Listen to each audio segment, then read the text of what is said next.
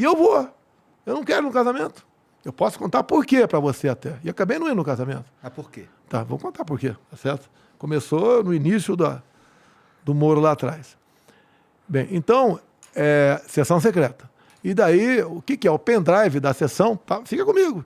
Eu sempre pegava aquele pendrive, pegava os melhores... Como você pega os melhores momentos aqui e difunde o teu programa, mostra um furo, um negócio qualquer. E daí o ministro Celso de Mello, decisão dele que eu tinha que mostrar a sessão secreta. Eu não tinha que mostrar. É uma arbitrariedade, é uma reunião de ministro, não é uma sessão do Congresso ou de uma Câmara Municipal que foi gravado e o presidente tem que mostrar. Eu, a contragosto, mostrei. Entreguei a fita para o Celso de Mello. E daí, poucos dias depois, ele divulgou a fita. Tanto é que a imprensa pegava a fita e botava na tela. Daí pareceu palavrão pra caramba. 29 palavrões, né? Agora, em nenhum momento tinha uma interferência minha na Polícia Federal. Eu falei, a minha segurança no Rio de Janeiro é assim, assim, assim, assim. Eu vou trocar a minha segurança. O Moro saiu na metade da reunião. Ele achava que ao não responder, ele falou, tá vendo? Não entregou a fita porque teve interferência. E se eu interferisse, eu acho que ia falar numa sessão, seja qual for? Você não tem como intervir. Você é surpreendido pela Polícia Federal o tempo todo.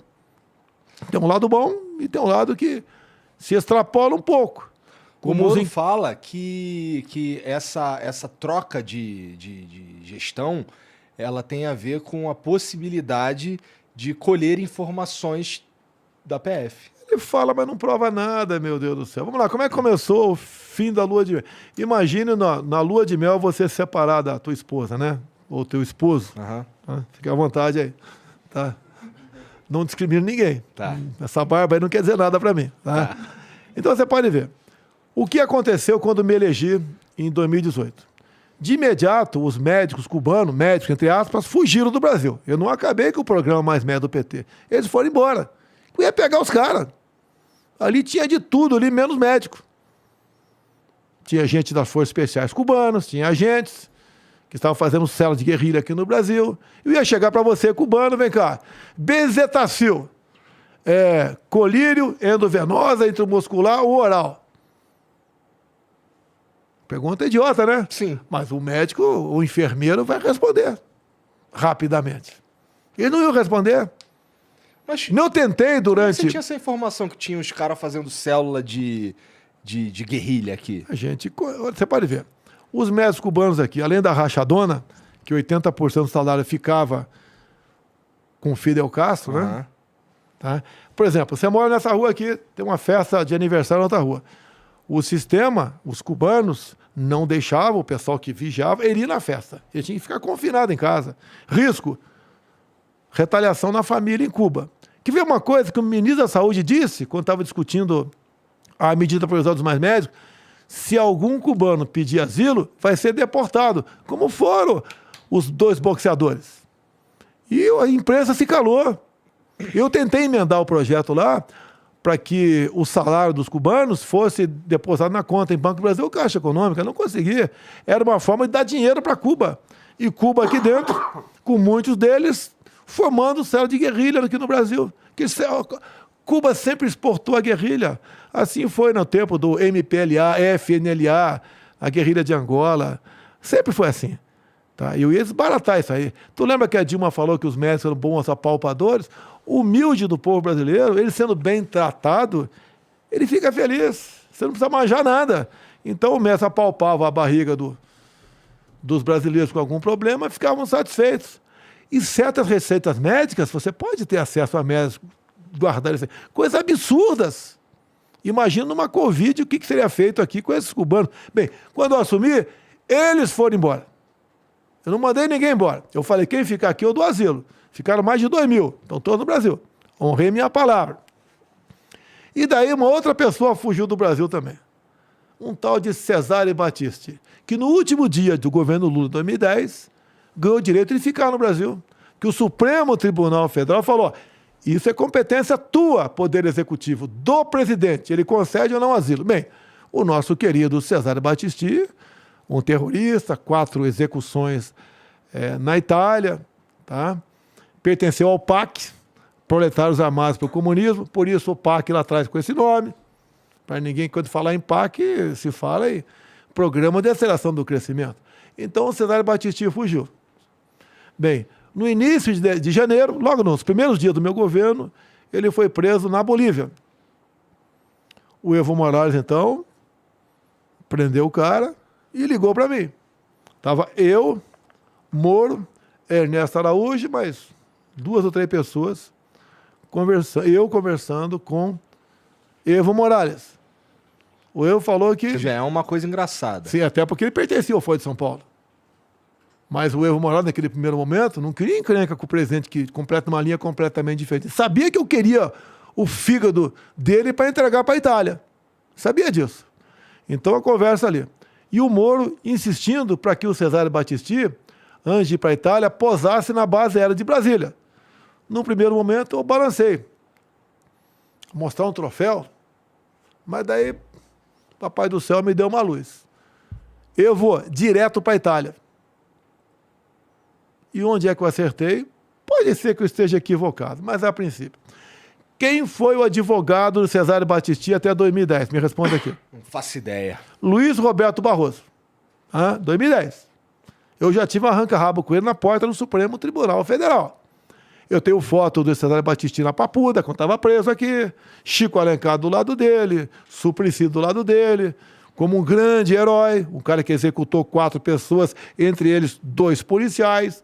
Por isso o Lula é puto com policial. Tá? Bem, se o Battisti tivesse parado na base aérea de Brasília, onde estava em janeiro de 2019 Luiz Roberto Barroso? Me responda. No STF.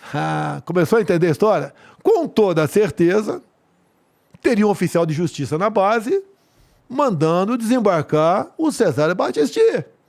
Eu começaria meu governo com a pata esquerda. Esse câncer dentro do Brasil. Problema com a Itália. Por questão de ego, era ego do Moro? Ou ele sabia que isso poderia acontecer? Ou era santo? Não sei. Graças a Deus, mandei ele para a Itália. Ia começar com pessimamente mal, desculpa aí o pleonasmo abusivo, o meu governo com um terrorista, que era um símbolo da esquerda. E quando o Cesário Battisti pousou na Itália, confessou os 4 crimes que o Barroso sempre disse que era um perseguido político. Entendi. Entendeu? Muito Quer a minha cadeira? Não, pode ficar com essa cadeira aí, tá maluco. Tá uma parada que eu dificilmente seria esse lance de ser presidente, ser político de uma forma geral. Bom, então deixa eu falar sobre uma outra coisa aqui. Bom, isso aqui a gente já falou também, sobre o lance daquela anistia lá. Mas, cara, esse sigilo de 100 anos aí também foi uma questão que a mídia te bateu bastante, né? Sim. Assim, esse sigilo, pelo que eu vi aqui, ele tem alguns assuntos como a presença do Pazuello na manifestação, o teu cartão de vacinação. Acho que são 4 casos, né, que você colocou esse sigilo. Coisa simples. Coisa assim. Não, mas o que acontece? Quando veio, então, eu pensei que fosse assim, tem um sigilo no cartão corporativo. Não é um decreto ditatorial meu. A lei me garante isso. O que a imprensa começou a perturbar? Eu tenho a minha agenda que é pública lá no Palácio da Presidência. Se você for me visitar, vai tá lá. Tá lá. Agora, eles começaram a querer ter acesso quem ia visitar no Alvorada.